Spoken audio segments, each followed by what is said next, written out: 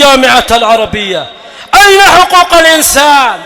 والإنسان يذبح كما تذبح الخرفان. ولا حول ولا قوة إلا بالله العلي العظيم. غزة تشيع شهداءها وتدفن موتاها. الناس في غزة يا عباد الله يموتون إما قصفا أو جوعا أو عطشا أو رعبا أو بردا أو حصارا قاتلا. قاتل الله السياسة، قاتل الله السياسيين، أدخلونا إلى نفق مظلم حتى الوصول لا يستطيع أحد أن يصل إليهم. يا كل هذه الدنيا، يا كل هذه الدنيا، يا أبناء المسلمين، غزة تموت دون أن يلتفت إليها أحد. يا هذا الكون، غزة تستغيث دون أن يلبي استغاثتها مغيث. غزة تناديكم يا عرب فلبوا نداءها. غزة تستغيث بكم فأغيثوها.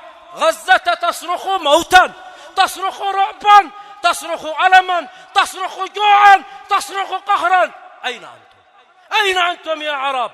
أيها المسلمون، مهما كنا ضعفاء فإننا نستطيع أن نقدم شيئا، نستطيع أن نتحدث بهذه القضية في كل مجلس، في كل خطبة، بكل لسان، وأن نعرف بها لننقل الغشاوة ونحرك القلوب وندفع الآخرين للعمل.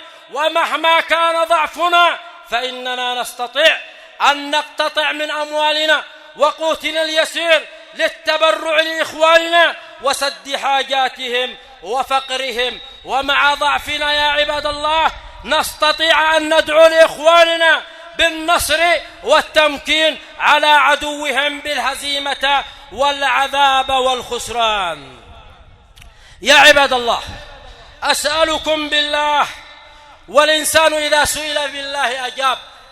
لو بعث فينا ابن عبد الله اليوم، لو بعث فينا ابن عبد الله اليوم ورأى تلك الأشلاء الممزقة والأجساد المحترقة والدماء السائلة والرؤوس المقطعة والبيوت والمستشفيات والمساجد المهدمة، وهو الذي ينظر إلى الكعبة بيت الله ويقول لها ما أعظمك وما أشد حرمتك، فوالله للمؤمن أشد حرمة عند الله منك.